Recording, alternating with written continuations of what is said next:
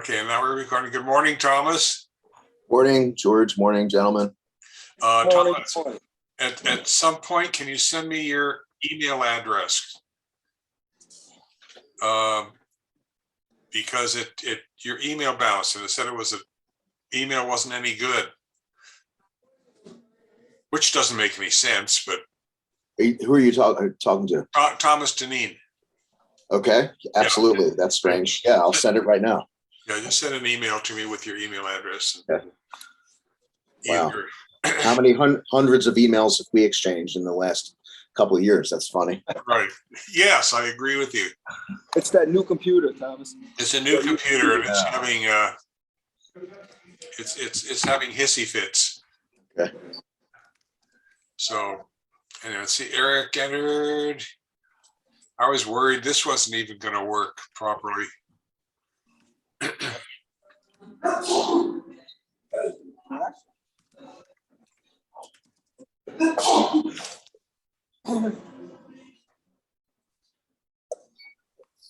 on, Eric. Good morning, Eric. Hey, good morning. Okay, we've got 4 of us here. Let's see if anyone else shows up. Just give it another minute and then we'll get going.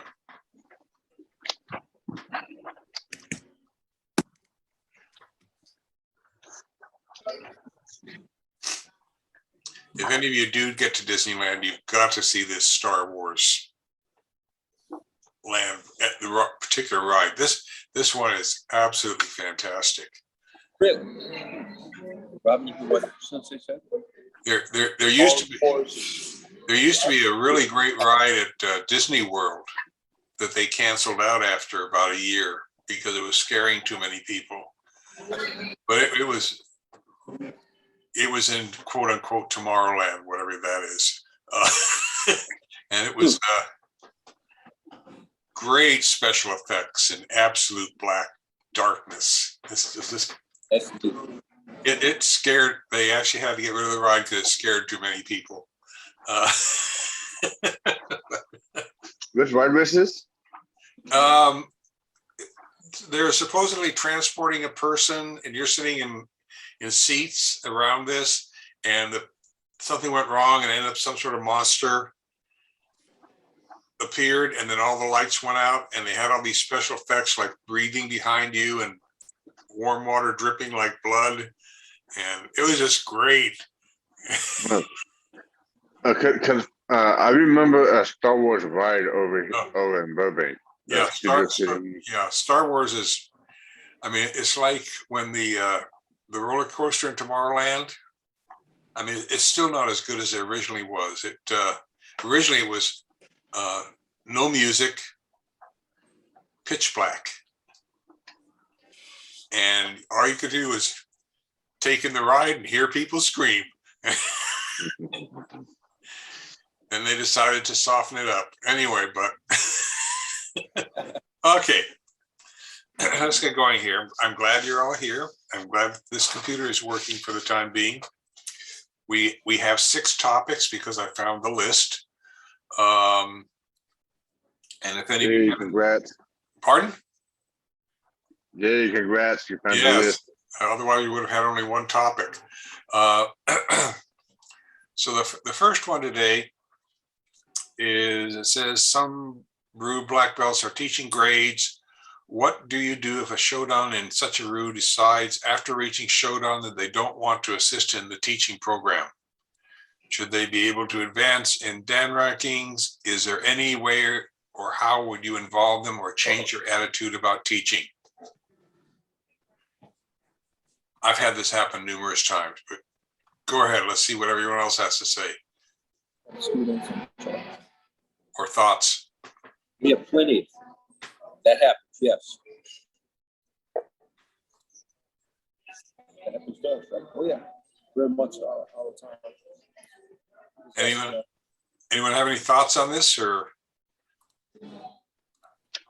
I do believe that that even if you don't want to change teach, there are ways to advance in rank. This is something that Christopher and I have talked about, and it's like, what can we do in Budoshin Jiu-Jitsu, and that once we reach shodan, how do we advance? And there are many options. Number one, we train in other martial arts so that we can improve our own jiu-jitsu. For example, I do judo and karate. So those are two areas that I practice, and that's going to in turn help improve my jiu-jitsu. Then how about participating in the Zoom meetings while trying to share our knowledge? That is in a way another form of teaching, and it's just a variety of ways that we can do to basically improve ourselves and improve our rating. So that's one test thought. Okay, any other Yeah, thoughts? I'll chime in, Sensei. I agree with Eric. You know, there's a path that practitioners take. Can y'all hear me okay? I'm sorry. Yeah. Okay. There's a path that practitioners take, you know, and a lot of times people feel that, especially in the beginning when we first start, you know, participating in martial arts, people think that there's an end goal, and the end goal is to become a black belt. And to me, that's the biggest misconception that you could possibly have as a martial artist. And I feel like for those who stop participating when they do reach that level of being promoted to a dan rank, shodan especially, and they disappear, that there's something missing. Not only they may have physically developed throughout their time in training, but then there was something that had missed, maybe in the not only the mental development, but the commitment part of it as well. And often I look at, I usually try to take it as like a learning experience for myself. Like, what do we miss? What did we do? What did I miss in helping somebody develop into not only understanding that what I found to become when you reach shodan to be the beginning, but what's the reason that they feel like that was a conclusion for them? So internally, I look within to try to help improve myself to be a better martial artist and try to instill different qualities in an individual to continue to participate. But as far as advancement, when you lose, I think you miss everything as far as, you know, gaining rank or being able to move on in the rank infrastructure or your commitment to the art or system that you're participating in. And if you're just not contributing in any way, if you're not constantly, if you don't have a commitment to it, then how do you advance from there? But, you know, I think in the beginning, there's a larger piece that those individuals that do stop or think that that's kind of like the conclusion of you know, their journey, is missing a bigger piece, and it takes a little bit more to get involved. So, I mean, at that point, unless they continue to train, continue to teach, continue to participate at a higher level to pass on the art, pass on the system, and be committed and contribute to it, then, you know, I think that, you know, there's the consideration of what it takes to move on to the next level is a big deal. And therefore, I think in most case scenarios, they never do. I don't know if that answered any of the question, but, you know, certainly my take on it. Well, we're filling in the spaces. I needed some help with that. Okay, Thomas, you got? Yeah, I would agree with everything Darren said and with what Eric said. In my experience, it's been automatic that in dojos that not even Udansha level students, like before black belts,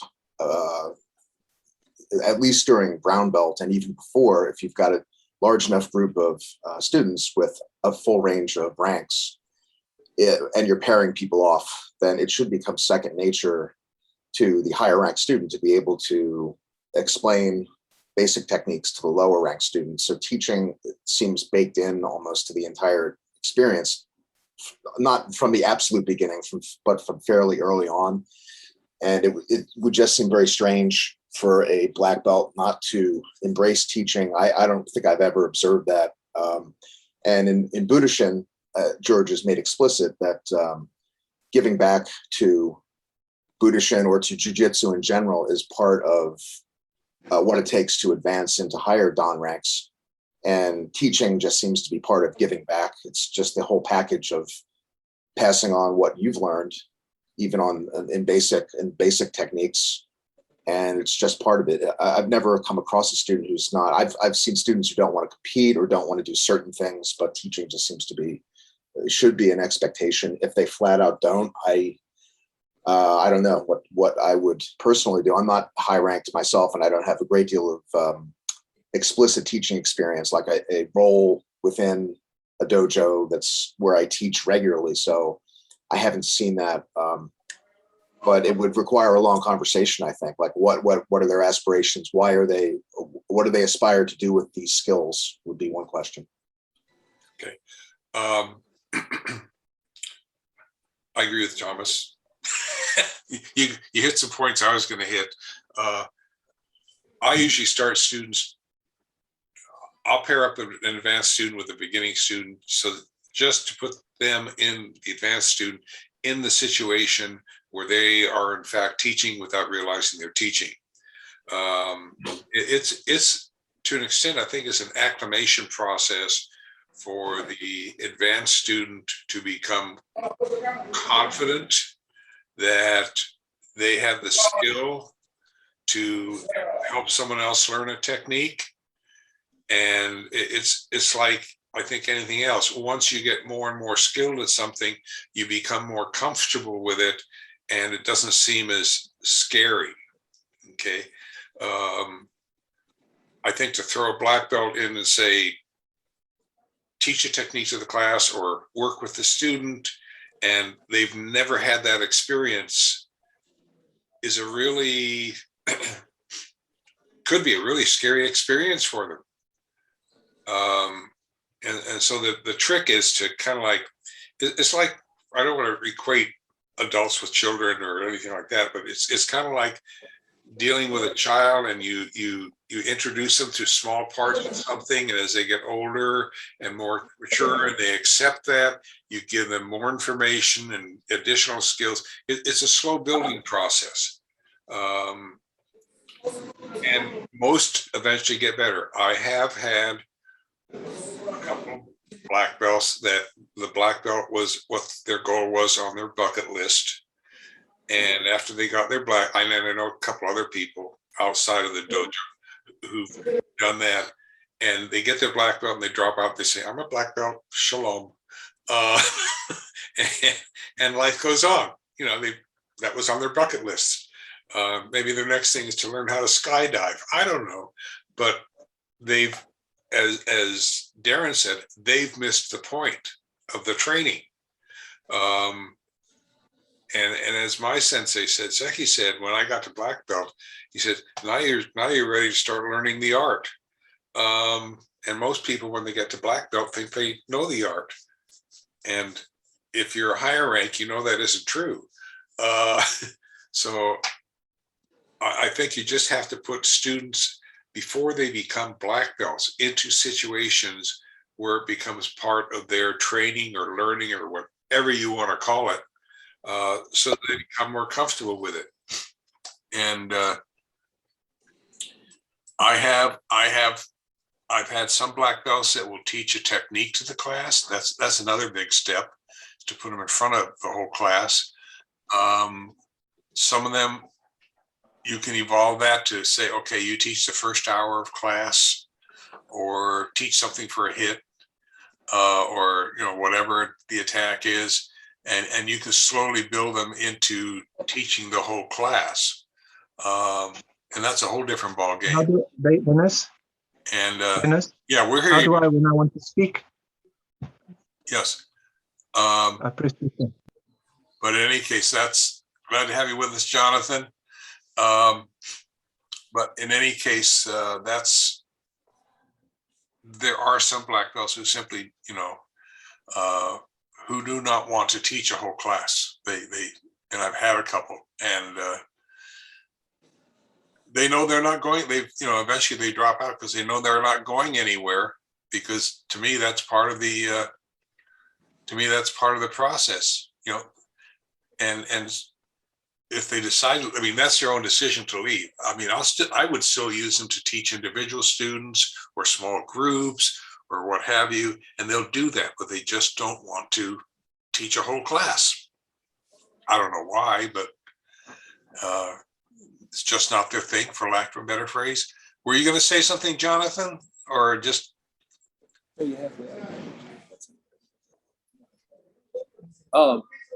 Sensei, Yes.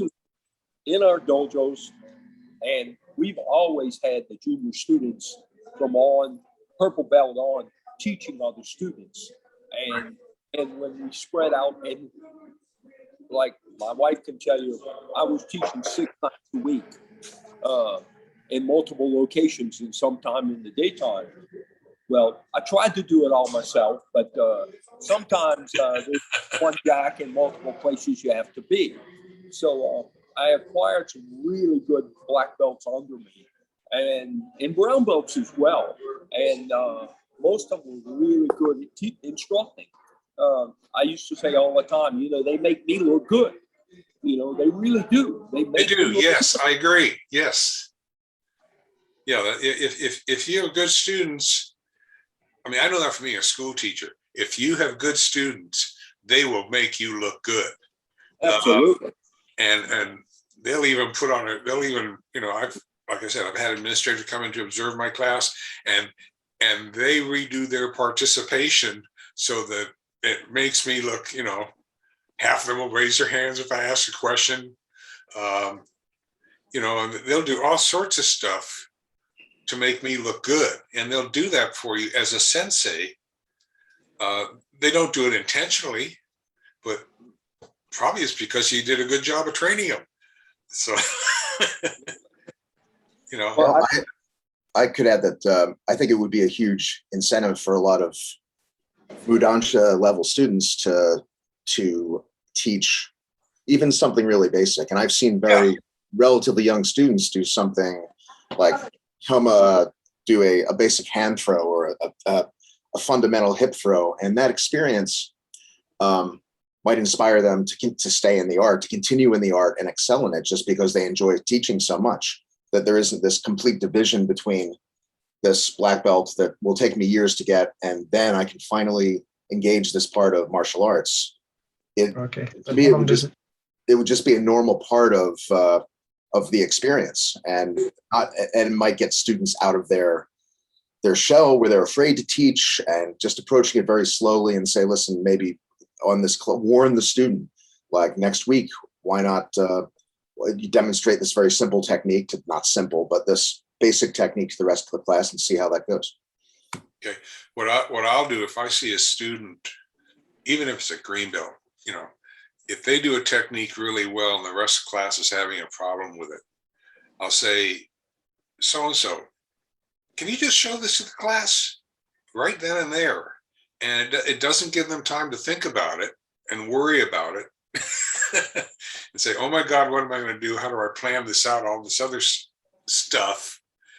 And they do a good job. And usually the class appreciates it in one form or another. And then you have the rest of the class get up and redo this technique. And it goes to your role as a sensei, which is going to be the last question. And that is, you've got to be sort of like you've got to encourage and support your students when they do something good. Or even if they're screwing up and you find one little thing that they did well, you have to say that was really good, because they need your responsibility is to help them build their self-confidence. because that'll play out in other parts of their lives. But okay. Sensei, one more thing before we move on. Yes. I just want to expand a little bit more on through my time in training. It's always been, especially on a mat with Sensei Jack.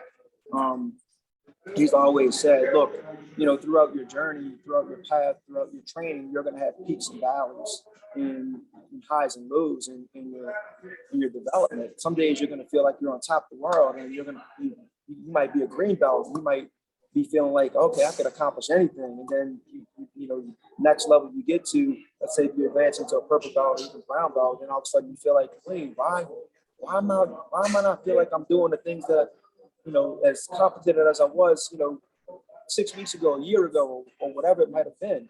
But he's always said that you have peaks and valleys. And then when he first promoted me to shodan, at that moment, I instantly realized it was how great of a feeling it was, one, but then two, that I felt like I've been through this path, but it really opened my eyes into what was next and what was to be. And I really, then at that time, years in, I started to really absorb what he was teaching me all of this time throughout several years, many years. And then, you know, throughout that path, I didn't know why. I just thought, well, hey, maybe today I'm doing good things. And Sensei Jack has done it for years. And obviously you have done it to me on times when I've participated in classes with you as well. And that was when I showed up in a dojo, and, you know, we would bow in for class and get prepared for class. And then all of a sudden, he or you would say, okay, well, you know, Darren's going to instruct today. And through some of that, and this here was just, it was completely over my head, right? I'm like, okay, well, maybe I am at the level to where I'm at the peak today. I'm performing good, and that's where y'all took it. But it wasn't that. It was your observation of my ability to pass on and teach and pass on to others was why y'all were doing it. And both of y'all put me on the spot and have done that, you know, and not planning things, you know, just like, okay, today you're going to do this, and, you know, be prepared for it or having a script for it. But let's see what, you know, your observation, Sensei Jack's observation on, okay, let's see his development. Let's see what he has today. Let's see what he can offer to others. Yeah, I mean, it's when you have someone. If I have another black belt teaching my class or teaching a technique, I don't know exactly for sure what they're going to do. I have a pretty good idea. I have no control over what they're going to say, and you just hope as quote unquote their sensei that they do a relatively good job of teaching that technique or teaching the class, and you have to accept the fact that they may do things differently, or they may teach the technique differently. And as long as it works, the finished product comes out okay, you have to accept that as a sensei. And that's to me has been the challenging part at times. You know, if I see them teaching a technique, I've just learned from experience. You let them do what they're doing, and you can critique them later. I won't critique them at the time or stop them at the time unless there's an absolute safety issue, which I don't think has ever happened. Most people that teach for you are trying to do a responsible job, and they're aware of all those things. So the hard part is to sensei, I'm sure for Jack, is to stand back and keep your mouth shut. Absolutely, absolutely. Absolutely. So, Jonathan, you're sitting there quietly. Any thoughts you want to throw in on? Yeah, so I first of all, I just want to apologize for coming late. We had to deal with a crocodile in the dam, so I had to sort that out before I could come to the Zoom meeting. I apologize for that. Crocodiles are always a good explanation. Right. Why not? they tend to be a bit obstinate. Oh yeah. Y'all don't. So are you having crocodile steaks for dinner or what? Yeah, definitely. Sometimes when I want to go to the dojo, I can't go because the crocodile won't let me cross the damn wall. So I have to phone the guy. I have to phone the guys on the other side. I have to phone. You hit mute, Jonathan. Lost your audio. Okay. You're muted, Jonathan. You're muted. Sorry. Yeah. So I was saying, I'm listening to all you're saying, and I'm totally agreeing with some of the things that are brought up. It's interesting that when you talk about these things, that even on this side of the world, we experience the same situations. Just the other day, I had one of my green belts. He just passed his green belt. And what happened was a white belt from the United States came in and held him down on the floor. And he was like, but I'm a green belt. How can that happen? I said, well, you know what? It's not about the belt. It's the person. Yeah, so that was kind of a difficult situation for me. How would you guys explain that? Your green belt just comes and gets held down by a white belt who has never done any judo before. I'd like to find out your personal opinions, how you would explain that to your student who's trained for 3 years as a green belt and he gets held down by somebody that's never done jujitsu or judo. I'm just interested to hear that. They may have just, I used to wrestle a lot as a kid, just for the fun of it with other kids. And those, you know, you build a skill, how do you say, you can self-learn and build a skill level. And that's all I can attribute it to. Maybe this white belt had some outside informal training or self-training, or sometimes it's just, how do you say, students will figure things out. I'm sure as all of us have done it. We figure things out for ourselves because there's a certain lot, we realize there's a certain logic to what we are doing, or there's a certain, the human body moves in certain ways. And once you understand how the human body moves, it's more easy to deal with it in another person. And it just, you know, that's really the only explanation you can give. Or it was just, or maybe it's been damn luck.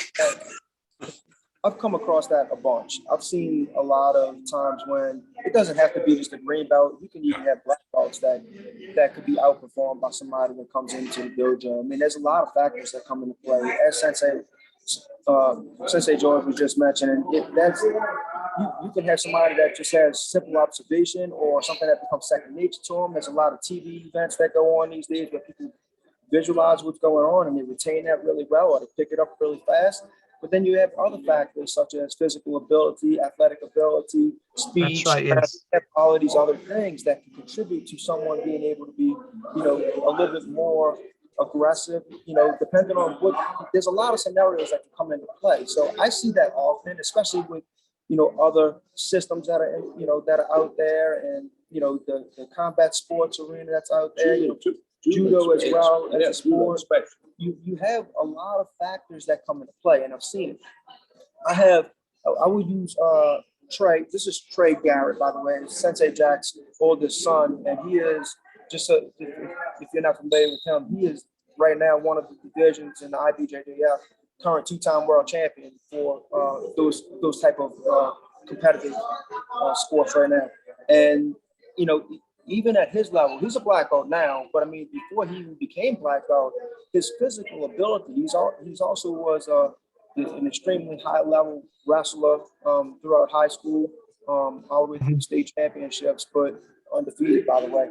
But anyway, I've seen him get on a mat with high ranking black belts, and he's a problem. He's a problem for other black belts, and that's not because they don't have the experience, the knowledge, the technical ability, but his physical ability and speed and strength is sometimes to be unmatched, and you have to be a higher level of experience to be able to contend with that type of individual. And sometimes those individuals that are higher ranked, they may not go out. They just might want to feel his body mechanics, the way he's going to move, what he's going to react to or respond to, how he's going to respond or react to certain things. And, you know, they may not try to do anything with him. They just may let him try to work and feel like he's still the dominant person. But, you know, in other ranks, he would really kind of overcome a lot of people. And they would wonder the same question, the question that we're asking right now. And, you know, unless you are super high level experience, and even sometimes then to compete with the things that could be more superior in strength, speed, having a little bit of knowledge about what's going on, that could be extremely difficult to be able to contend with. So, you know, I guess a better way of kind of explaining it would be, there's no one superior thing. If I had to lean towards it, I would say I would rather the more experience to understand what's going on in the anatomy or body mechanics. But when you have physical strength and speed, and then you mix that in with a little bit of knowledge of what's going on in technical experience, it's a very dangerous person. And that person could do a lot of things to even someone with more experience. That's not uncommon. Yeah, to me, this speaks to the question of, well, what does rank really mean? What do we as a system or series of systems what are we trying to do with rank, and what does it represent? Because to use BJJ as an example, they're, from my understanding, they're very based on competition as a means of advancement. Once you can start submitting people who are at the level you're searching for, you want to attain, then you can then attain that level. That it's very physical. But Budoshin and other more traditional forms are not clearly based on competition. The entire system is competition based. So if you use someone of a very high Dan ranking, like an 8th or 9th Dan, and it takes 30 or 40 years to get there, well, of course, nobody would expect somebody at that age level necessarily to be able to defeat someone who is a 25-year-old shodan. That the rank means something entirely different at higher levels, and it's a more subtle assessment of what somebody's doing. And in Budoshin, 1 through 5 Dan rankings is more accumulating techniques and serving jujitsu, giving back to jujitsu. It's not pure physical ability. So I think it depends on the system, and I think you have to look at what the ranking says, what the ranking is based on. I would agree with that, Thomas. I think that I'm not a fan of the sport, let's say, and I'm not trying to isolate to a BJJ thing, but I'm not a fan of when you compete in a competition that they automatically award you a rank because you were successful in that competition. I'm not a fan of that at all. So I completely agree with you. Hey, you know where they got that from, right? They got that origin from from judo. Old time judo used to have what they call batsugan. If you could beat 3 shodans in a row, you were a white belt, they made you a shodan. If you could defeat 3 shodans in a row in a tournament, if you could defeat 3 shodans, you got their rank. That's right. Yes, you're very right. This is in the early times of judo, back in the 50s and 40s. That's what they used to do. You're totally Sensei, right. do y'all do Kawashi Ryu down there? Sorry? I beg your Y'all do pardon? Kawashi Ryu down there? No, we don't. No. What is Okay. that? Well, I know Kawashi Ryu. Kawashi was real big in Australia and New Zealand and places like that. Kawashi was, and he's also big in Argentina and France. But he did judo as well as jujitsu. He was a legend as far as that way Kawashi was. That's why I wondered if you did Kawashi Ryu. That's why. Trim, you want to go? Yeah, I was just going to say, being in BJJ as well as stand-up jiu-jitsu, I would say a lot of times you'll get people who are phenomenal on the feet, and then they're not quite as sound on the ground, and vice versa. But I think physical attributes I think they're more important on the ground. You'll see, like, especially with a weight differential or in general, I think when you have somebody who's very much skilled, it really doesn't matter as much about their attributes if they're standing as it does on the ground, you know? So kind of shifting over to the black belt and what it embodies. It embodies more than just, competition and how good you are as far as competition is concerned. I think black belt embodies so much more than that, which takes years and years of experience and time spent doing that art. So that's just my 2 cents. I want, before we leave this topic, I want to go back to something Darren said probably about 5 minutes ago. Having to deal with dealing with your opponent, and I don't recall exactly what it was now, but it is so important, whether on the ground or standing up, doesn't matter what situation, you have to be relaxed enough, regardless of what you're doing, you have to be relaxed enough so that you can sense the other person's body movements, because that is going to be your clue as to what you can do. Goes back to Seki's saying, you don't want to fight, you want to help. And if you can sense how your opponent might be moving or where there's an opening, that allows you to help them go in that direction. Okay. And that's a hard skill for students and even some black belts to pick up, is to, in the heat of the fight, for lack of a better phrase, to be relaxed enough so you can feel what the other person is doing or wants to do, because that's your key to success. You always have to, I don't want to use a phrase, you have to be able to measure your enemy, but you have to be able to measure your enemy. Because that's the only way you can't go blindly into battle and assume you're going to win. So anyway, any other thoughts on this before we, as Eric's trying to stay out of the sun? Yes, it's really bright. It's a really bright morning. Okay. Next topic. What role, if any, should a martial arts philosophy or code of conduct play in instruction? In training future senseis, are there any recommendations that are non-explicitly religious that might be adopted across styles? Okay. I'm going to start off with just a couple comments.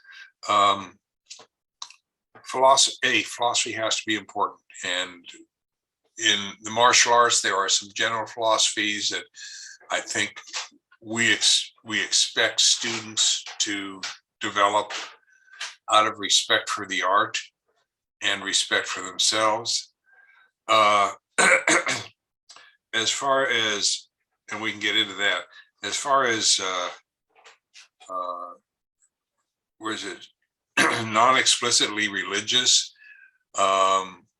there are some religions and some people have problems when you have a sensei who expects excuse me, if you're a sensei and you expect a student to use all your titles before they address you, or at the start of the class, you don't just bow in, you get down on your knees, you bow to the American flag, you bow to either the Korean, Japanese, or Chinese, or whatever other flag, and you bow to the picture of the O-sensei who has decades ago or centuries ago passed away. There are some religions and life philosophies that object to that, and that can cause some problems. I know in the community that I taught in, when I taught junior high, I had a number of students and parents who were of a particular religion, and I had even the principal confronted me on the issue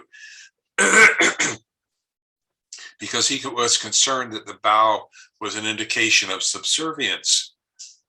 And I said, no, it's an indication of respect. It has, no one is inferior or superior to the other. It's just a matter of courtesy, like shaking hands or saying hello. or thank you for helping me, or things of that sort. That's the only connotation, and that got it over the hump, because everybody was happy with that, and that's the way I've always accepted it. I've never looked at it as a sign of subservience.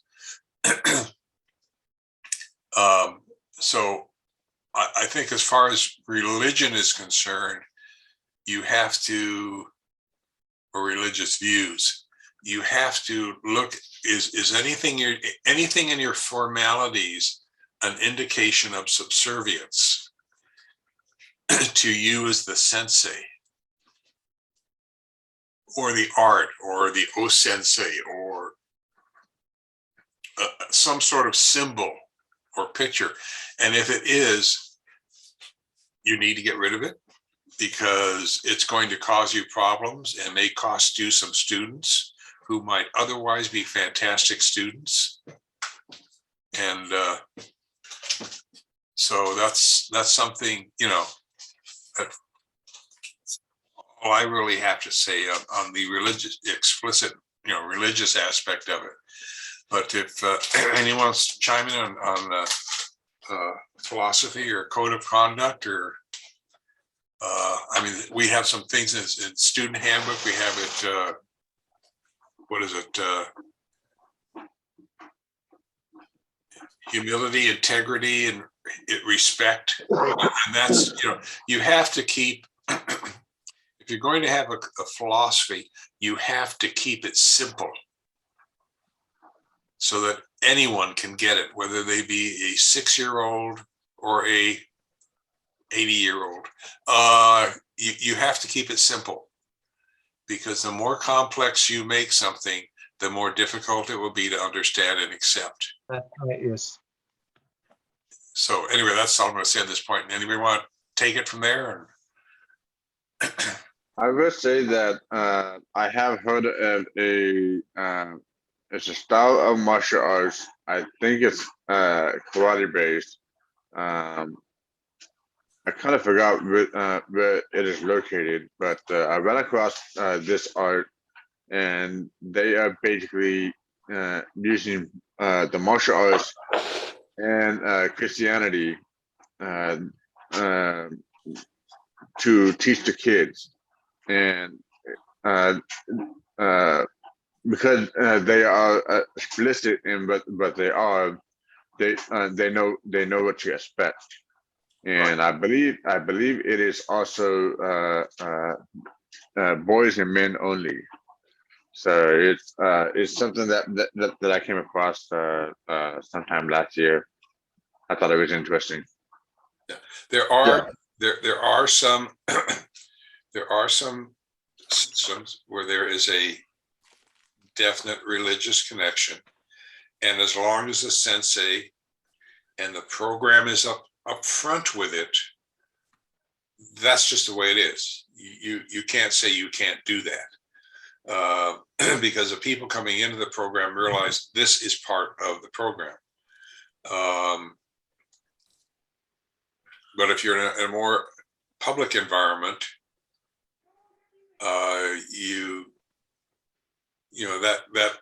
that may not fly as well. It depends on the community you live in. I mean, there's so many other factors that play into that. To say that a program is only limited to boys and men is not going to fly in this country in today's work.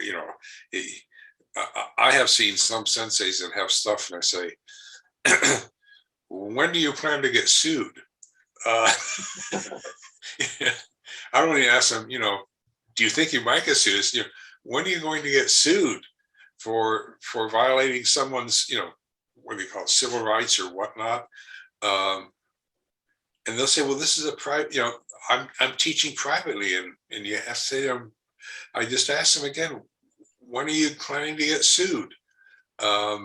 Because it's, how do you say, you have to be cognizant of your ethical, and I guess, I don't know what you call it, legal obligations or whatnot. To me, the integrity, humility, and respect Yeah. core values of Budoshin are pretty translatable to different religious traditions. If you have a Muslim and a Hindu, a Jew, a whatever come into your dojo, those qualities, those values will find a place in those religions. I mean, I know Jonathan is, in his case, you've got, Jonathan's a missionary, Christian missionary. So there's that dimension, I think, is part of his dojo. And I think it's all how you present things. Like if there's an explicit connection with religious teaching, you can say that. If it's church affiliated, I don't think there's a problem with that. I agree that there are sensitivities with like excluding women or excluding people from outside the church. You can run into legal difficulties there. But you've presented things in Budoshin pretty broadly, so that not many traditions are going to have problems with the three core values.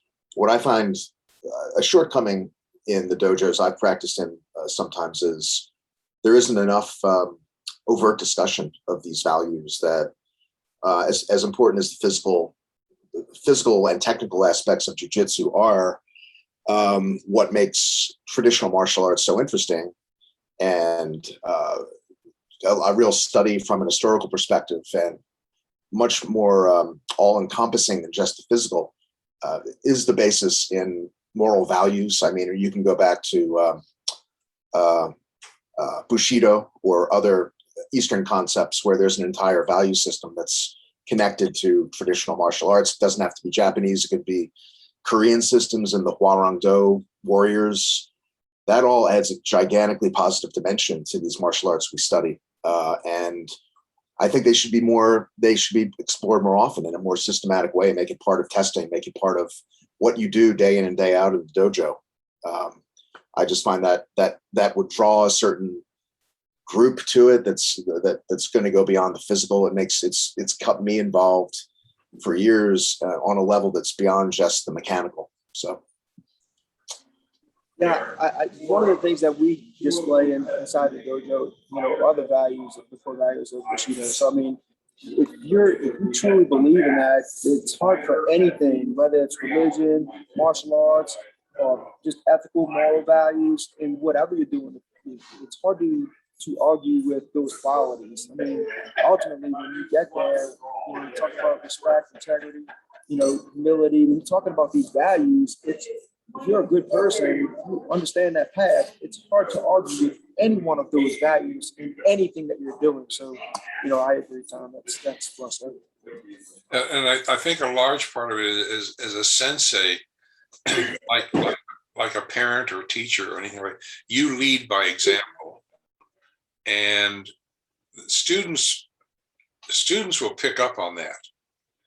And if they respect you, they will try to emulate you because they're seeing what you're doing is working and it's getting you benefits. And they, of course, in their own self-interest, want to get some benefits too, whatever those may be. And I've seen this play out. So it's just, to me, it's always just been easier to be honest with whether it be public school teacher or jujitsu, it's always been easier just to be straight up honest with my kids or students. And they respect that. They may not be happy with it all the time, but they'll respect it. And if in turn, if they have a viewpoint, I can say, I understand what you're saying. And if you're showing, it's a matter of respect. That's one of the three things, but students pick up on that and they learn more from your behavior than they do from what you say. And that's, if that as a sensei of a dojo, it's, I hate to say it, that's a given. And the core values can also be, as I'm sure you know, George, and I've probably experienced this, a deterrent to bad activities. Sometimes, if a student were acting very arrogantly or disrespectfully, then you have a built-in set of values that can rein in those bad qualities. If you're being a bully, as we were discussing last week with bullying, is that a good manifestation of the quality of respect or humility? No, you're not abiding by the overall value system of this dojo and of this Budoshin system. So this is what we strive for, and this is how you have to improve based on our core values. And I think you can put those values out there without being threatening or intimidating or saying, because they are, they're phrased in a way to be so basic and as Tom, as you said, so comprehensive, that most students get it. And it's amazing if you sit down and talk with a student who is having some issues or conflicts with whatever the basic value is, and you let, the key is to let them do more of the talking, because most students can solve their own problem. I'm going to rephrase this again. If you as a parent or teacher or sensei or what have you can take the time to listen to what the student has to say, particularly if they're having problems, 9 times out of 10, they will solve their own problem. And you don't have to do anything, and they will think you're fantastic. And your fantasticism, for lack of a better phrase, is because you took the time to listen to them. And that is one of the real keys of being successful as a sensei. It takes time to listen, but it's something you have to be able to do, because that's going to get you so much respect from that student and other students. Is to have someone, most people, all they want is someone to listen to them. They don't care that much if they're right or wrong. Being right is nice, and they can be corrected, but if you listen to them, they're more willing to go along with whatever you're trying to do. It just takes time, because it allows them to feel that they're being respected, or what they're saying is being respected. And like I said before, 9 times out of 10, they'll figure out what they did wrong, and they'll correct themselves. And that's a lot easier on you, but it's harder to take the time to allow that to happen. This adherence to values and discussing them explicitly in a teaching situation also addresses the amorality of a lot of physical techniques, because you can teach a person with horrible moral qualities how to kill somebody or maim them, or how to do things that will be harming other people, as easily as you can teach somebody with very good moral values. What helps rein in the negative side of that is adhering to this core set of values. If you wouldn't use force unless it was necessary, which you've described in lots of Budoshin material. The use of physical force is a last resort. You should be able to talk your way out of a confrontation. Those are all ways of controlling or offering some reining in of the negative qualities, of the destructive qualities of what we're learning potentially, and channeling them for good results. Okay. Any other input on this? I just want. Jonathan, no, you lost your audio again. Sorry, I remember when I was in Japan working as a missionary for 7 years in Osaka, I used to like going to the machi dojos. These were these backstreet dojos, and they would always have the god shelf. It's like a square box in the corner with some offerings to their sensei or the Buddhist beliefs. And I would go there, and I would never tell them that I'm a Christian. But then they would notice that, when all the students are bowing to this certain god in the god shelf in the corner there, I would quietly, it would be difficult for me to bow. And one of the senseis then realized, hey, I think this guy's a Christian. And he said, listen, and I admired the Japanese, so they said, you don't have to bow to that. We understand that you're a Christian, that's fine with us. And I learned a lot from that. Even as a Christian now teaching in my dojo, I don't force anybody to believe in what I believe. from that experience where the Japanese sensei said, listen, guys, he doesn't want to bow to that God shelf. It's actually something that goes against his faith. And I learned a lot, yes. And I think we should be also open-minded. If we want students to come into our club, we shouldn't be narrow-minded and say, oh, well, you've got to do this, you've got to believe in that. But as Sensei Kirby says, we have to be the example. And if we are the example, the people will follow. And if you, like, I've always admired Mr. Kirby's teachings and his philosophy. And I would say he's definitely my role model when it comes to teaching. Thank you. Yeah, I think you've hit the core there. That if you can't force anyone to do anything, but if they respect you and they see that you show respect to them, That's right. They're more inclined to follow you because they trust you.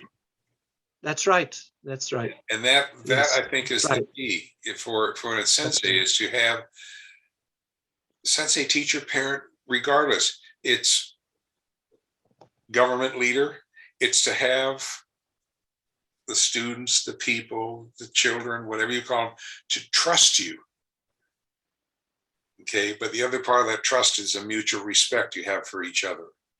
And thank you, Jonathan, for the bit of insight. I learned something today. Thank you. So, as I've said many times, you lost your audio again, Jonathan. You lost your still no audio. Yeah, I'm saying I'm always learning from you guys, and this is a wonderful Zoom meeting. It's one of the best I've experienced, and I appreciate everybody's input on these things. Well, thank you. Yeah, I mean, if it's like if I went to a seminar, unless I learned something at that seminar, to me, it was an unsuccessful seminar, because Yes, that's right. even though I may be teaching in a seminar, I have to learn something that makes it successful for me. And I've been happy to say that almost every seminar I've conducted or run, I've walked away with a new technique or new information, or it's part of being, to me, that's part of being a sensei, is you're always, and this is one thing that students have difficulty with initially, a sensei is always a student. That's right.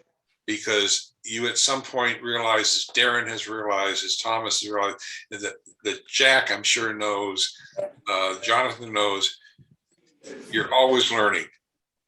Oh, absolutely. Yes. Absolutely. Absolutely. Yes, it's Darren taught me more than I'll ever realize. yeah. And I've said this before. I had an aunt whose attitude was, if you're not learning, you're dead. Oh, And I I like that. I like that. I like that. And she was taking classes and learning until she kicked the bucket at 86. So anyway. Oh, wow. So Wow, anyway. amazing. So anyway, okay, let's see if we want to go on here and hit this next one here, which is a total change. Number 3, with the advent of video instruction and testing, might sensei think of their dojo as 2-to-1 local, as 2. Think of their dojos as 2, 1 local and 1 virtual. Pros and cons.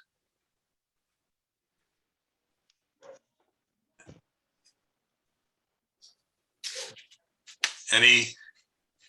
I'm going to say, if you are local, you're going to get much more direct instruction Yes. than virtual. Plus, the other benefit is you have other people to work with. So, like for example, in judo, in Budoshin Jujitsu, many of these arts, you need a partner. And if you're taking a class with other people, you're going to have a lot more feedback. You're going to have a partner to work with, and you're going to learn the technique properly the sensei is going to be there with you and help you through it. But virtual instruction is a lot more difficult. You won't have as much feedback, and it's sometimes it is very difficult to find a partner to work with. Now, this is in regards to testing, or just in general. I'd put it generally, because generally it's going to include testing. All right. Okay.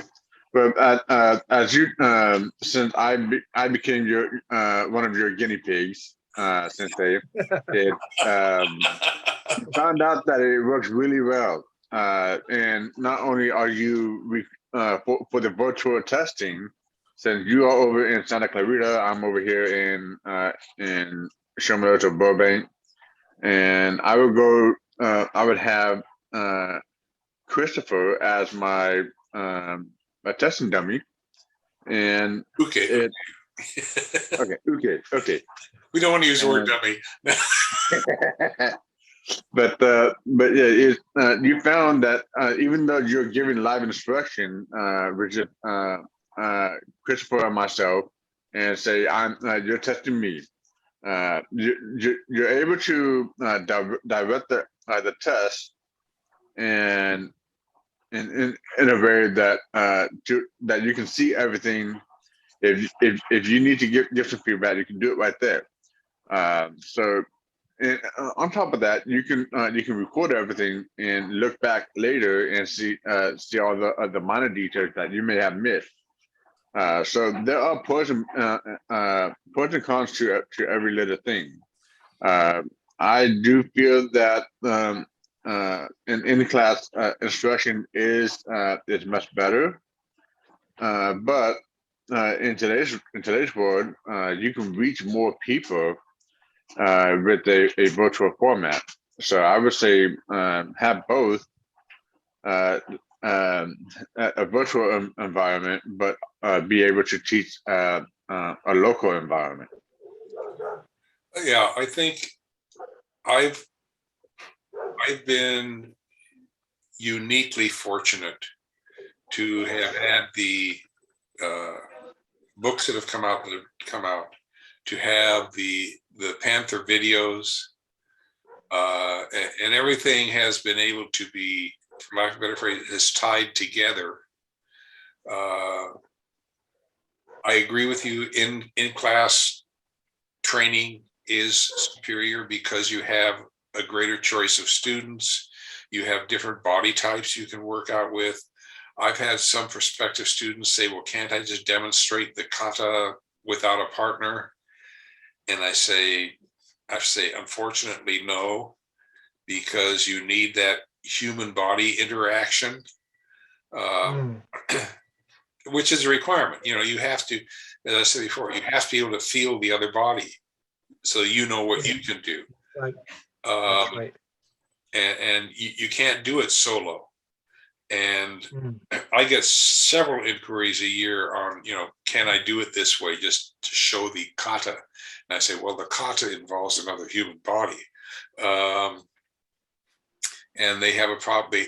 One of the other problems is they have a problem retaining a uke or training partner, which is not an issue you would have in a well-established dojo. There's always someone there to work out with.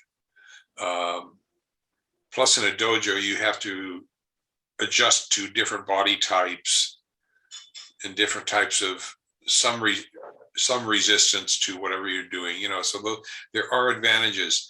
The recent inclusion of Zoom testing for brown and black belts, to me, has been a tremendous improvement over just send a video, because like you said, Eric, you were the guinea pig. You and Chris were the guinea pig, and one of the guinea pigs. And I was able to, in the middle of the testing, say, well, try the technique this way, or let me see that part of the technique close up, or things that I would normally be able to see in live testing. Plus, it's all being recorded. And recording, I actually started doing when I was teaching jujitsu in junior high. And the kids would test, and we'd have a huge video camera set up, and I just videotaped the testing, and they could come in at lunch, and I'd tell them whether they passed or failed in class, but they could come in lunch and watch the video of themselves taking the test. And if you do this, you'll find that your students are far more critical of themselves than you were as a sensei testing them, because they will find mistakes that you didn't even notice. And if you do that, it's a great, I'm trying to think of the term. It's a great compliment to you, because you can sense they knew they did wrong.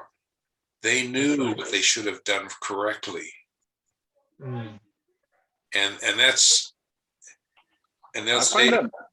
I find that very interesting, because if the more I'm thinking on that part, they knew that they did something incorrectly before you did. It goes back to what I was saying. You need a partner, and you said the phrase, you need to feel the body. They felt something was off right at that moment, and they were looking for that error and to see what it was.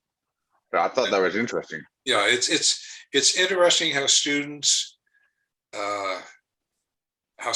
can be self-correcting if you allow them to be. One of the things I learned from, and this goes to classroom, I'd have my kids write an essay every few weeks. I'd have said, I don't care what the topic is, you take a position on it, support your position. Because I didn't want 40 kids in a class writing an essay on the same topic, because I'd fall asleep after the third one. And I more went for what was the logic of the arguments, etc. But I learned after a couple of years of doing this, an English teacher had come up with a form where students could look at each other's essay and make sure they had certain characteristics. And then that evaluation by the student was given back to the student who had written the essay, and they made the corrections before it was ever turned into me. So I could read an essay because they had been self-corrected, and I could kick back and actually respond to the topic more than the grammar, the spelling, or correct sentence structure, all that other stuff, which teachers frequently grade on. And I could deal with content. And I think if we realize that when we test, we don't look at every little detail of a technique. We'd have them do a technique 6 or 7 times if we wanted to do that.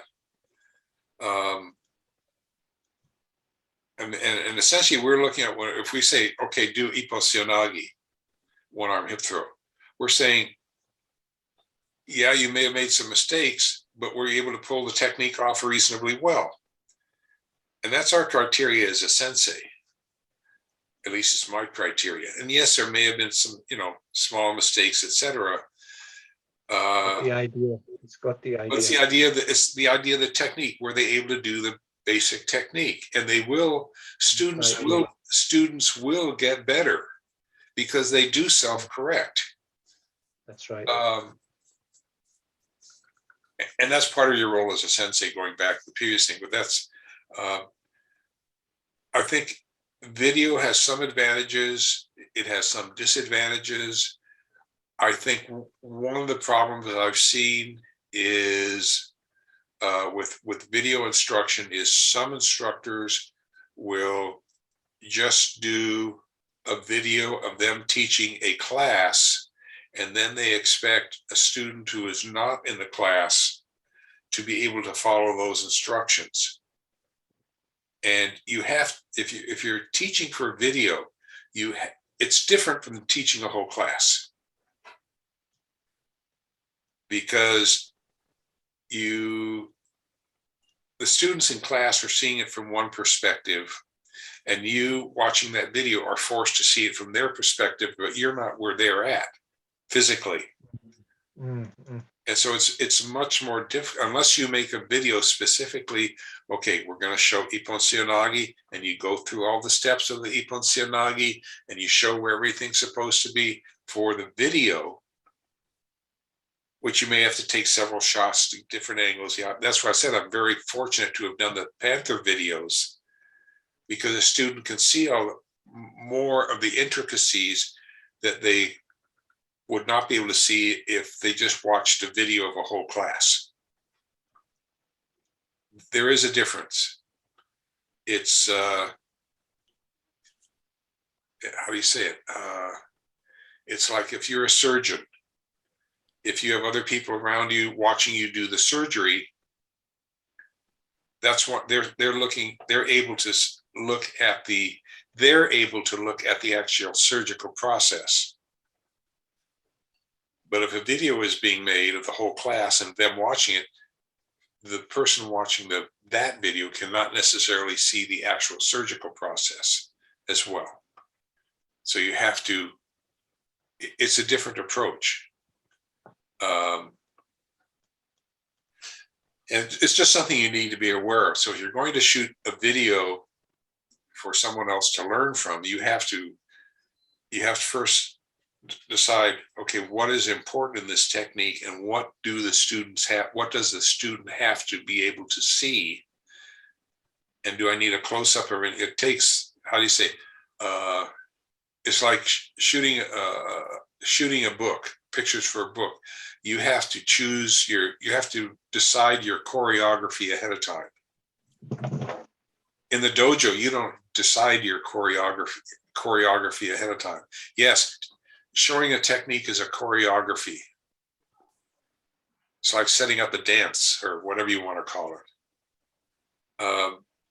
You really don't have to set it up ahead of time, because you can make adjustments as you're going, because you're not worrying about a video camera going, or is this shot clear, because you can change your position, or you can go up to individual students and show them the technique, or all these other things come into play that you're not able to do with a video. So it's just something to be aware of. I think one area, sorry. Go ahead. You finished, yeah. In some areas, in some arts where forms are done individually, like one of the arts I'm doing now, there are a lot of kata that are completely separate from being involved with another person. So it's unlike jujitsu that way. I think the ability to watch something repeatedly on video is a tremendous help, and Yes. almost indispensable thing to have in addition to classroom instruction, because Yes. an instructor in a classroom going around teaching other students doesn't have time to repeat something 5 times so you can Yeah, see it. that's right. On video, Right. it's immensely helpful to have that That's as a right. supplement, not a separate thing. Right. You can also look at different parts of it.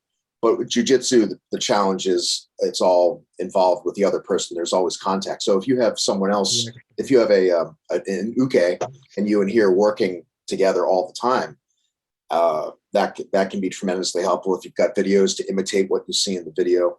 But for repetition, I think video is incredibly helpful. Yeah. And yeah, that's it. Yeah. The one advantage of the video, particularly if you're trying to show a particular move or movement, the repetition is superior to that of a live shot, because you can see the same thing over and over until you say, oh, I get it. Now I see what I need to do. In a live situation, the instructor may modify it. He may put his foot slightly different. You have all these variables that can take place. And, but as Eric said, and I'll even agree, nothing surpasses live instruction. Because the student has a direct interaction with the sensei. I agree. Okay. Anybody else want to toss a few cents in here, or?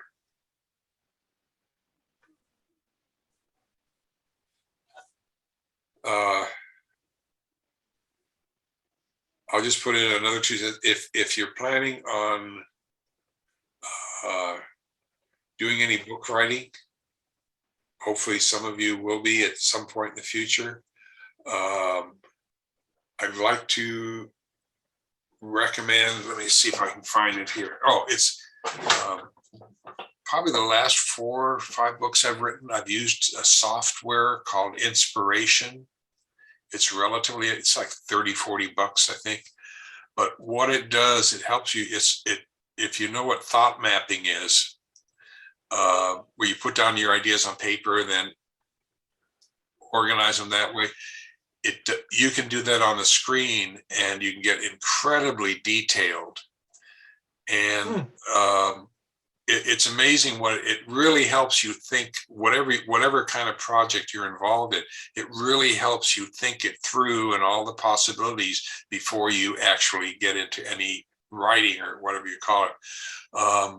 And then you push one button and it changes it all into a topical outline, which makes publishers happy. But what it has done for me, it has cut my writing time down about 50%. So, and there are a few people that complain that my writing style changed in the last few books. But I don't think so.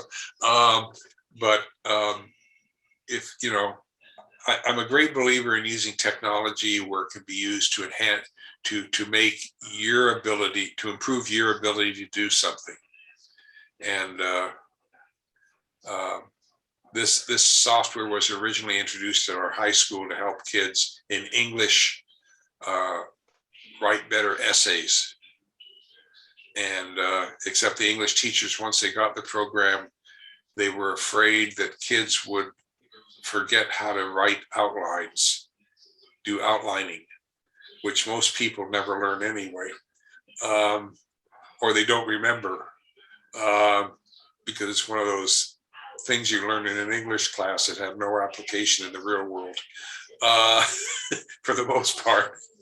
But in any case, so, if you're going to do writing, or even if you're going to make a video or a series of videos, it really helps you sketch it out and look at, you can look at the possibility, say, oh, I need to show it from this view, and you just put in, show from top view, show technique from that, close up, what have you, and you get all this information in there, and you connect it together, and then it sets it up for you. You don't have to deal with the mechanics as much, or the organizational mechanics as much. But anyway, that's just it's made life a little easier for me. I might have even done the Panther videos differently had that software been available, but in 92, that software wasn't available. I might be interested in that software because over 10 years ago, I was actually in the middle of writing a science fiction book, and then for some reason I just stopped writing. Yeah, I mean, it just puts, if you do it puts everything to, you connect the thoughts with lines, and it has different ways of displaying that information. It's just a neat little program. It's not hard to learn. And like I said, it's cut my writing time down by about 50%, because once you have it all there, and then it push a button and you've got a topical outline, you would know exactly where to go in your writing, and it's just a matter of making the topical outline of the 2 or 3 words into complete sentences. And it just really is very, how do you say, time effective.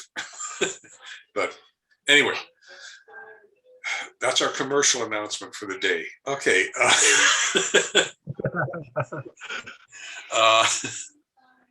Anyway, And I'm a firm believer if there's an easier way to do something, I'll do it. Work smarter, not harder.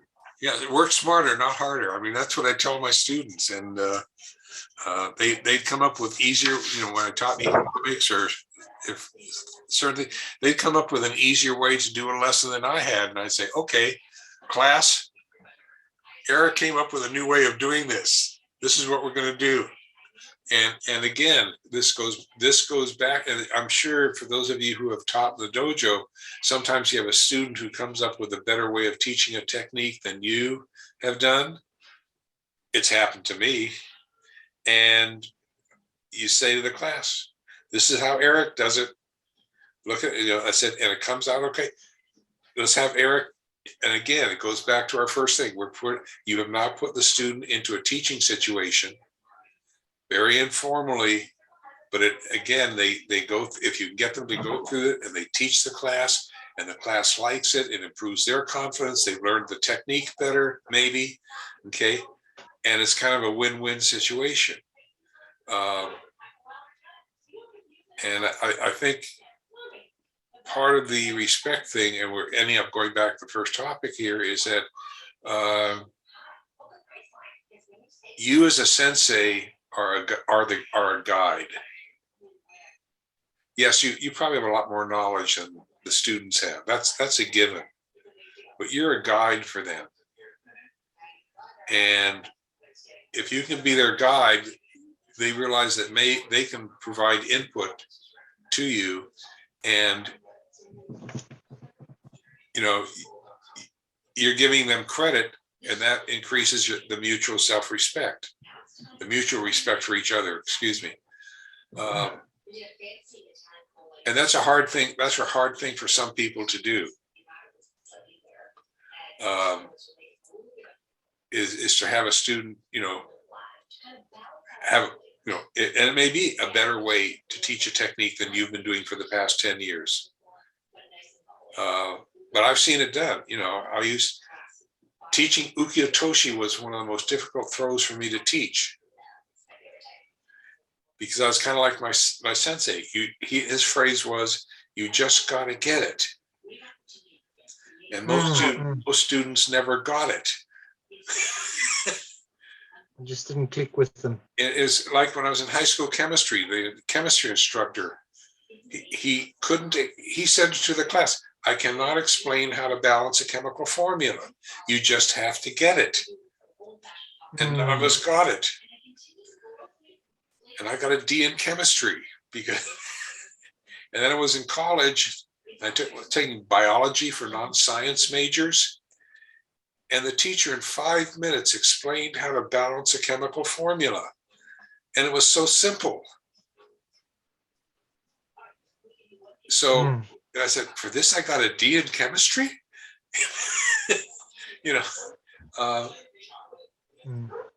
You may have taught, and for the ukiyo-toshi, 2 students came up with an idea to teach it more easily, and it worked so beautifully. That's the method I've used since then to teach the floating drop throw, and a student gets it within 4 or 5 tries. It's just, and for those that are familiar with the ukiyo-toshi, where you jump up and your right arm goes around their neck and your back is against their chest, and then you turn to your left and they go over you as you go down. What they did was they got a third person to stand to the right of the uke and grab the tori's belt as he jumped up and held him up, so that he could get the feel of being up in the air, and then they'd hold on to the belt as he went down as best they could and into the throw. And after 2 or 3 tries with the third person holding the obi, the belt, on the tori, the third person would start holding the belt, and then at some point they let go of the belt. And lo and behold, because he had gotten the movements down, getting up in the air and turning his body, he just did it.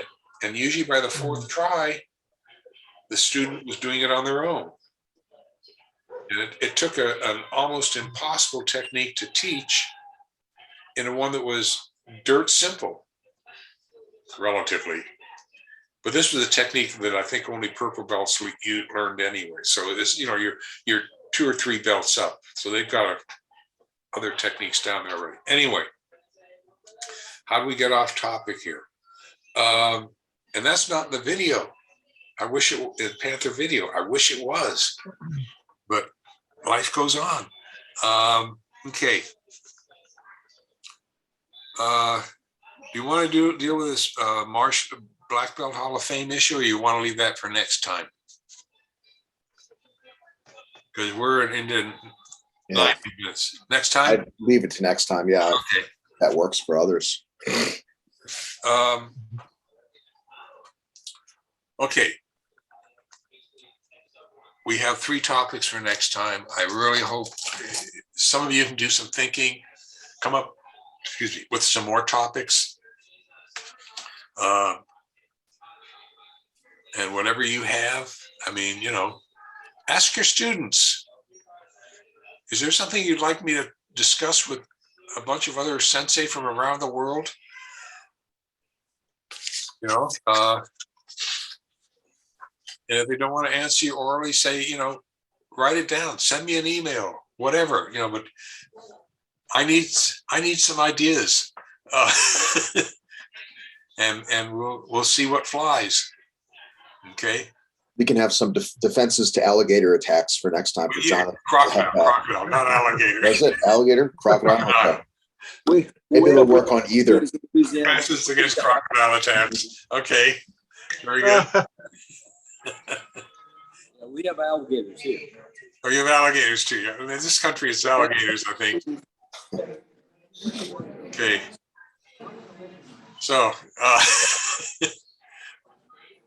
Jonathan, we don't have any audio. No audio. Jonathan, no audio. I learned so much from you just listening to you talk. The knowledge you have is just a source, a fountain of knowledge, and I appreciate just listening to you speak. Oh, thank you. But, a lot of the stuff a lot of the things you've taught, I've used to my students, and they are now teaching their students. So it is a big, big privilege just to listen to you speak. Oh, thank you, and I appreciate your comments. Appreciate you being here, and get some questions from your students. I will indeed. So I think with that, we'll conclude today's meeting, and this computer will probably be going back to Hewlett Packard. I'm surprised that it's actually held up this long without going offline. And when it goes offline, I have to turn off the computer to get back an online connection, and they can't figure it out. Sensei, you do realize that I am an IT technician, right? Yes, I know. See, I could take this. I'm 5 minutes away from Best Buy. I've got their service. I could take this to them and say, do what you can. But how do you say, Hewlett Packard has already done 2 recovery restores on this computer where it's wiped everything out and put everything back in. And then I've had to build all my software up. And the problem has been the same from the get-go. And anyway, so I'm gonna have to come an SOB on it and tell them to send me a new computer that works consistently. Anyway, if it's under warranty, then yeah, give it back to him. Oh yeah, it's under warranty, definitely. Yes, the software is under warranty too. I mean, I have what they're called Smart Friends. I have that already because I can just call up and say, fix this. And Hewlett Packard, their tech support is actually pretty good. It's not getting anywhere this time because, anyway, that's another issue. We don't need to worry about that. All we're worried about is what's on our tatami. Anyway. Right. Anyways, it is 9:30 a.m. Time Right. for me to go. Everybody have a nice day. You too. Take care. Be good to each other. And we'll see you. We'll see you on April 2nd. Saturday, April 2nd is the next one, which is in a week. So you got to get those questions into me. Okay. No April Fools. Very good. Take care. See ya. Bye bye.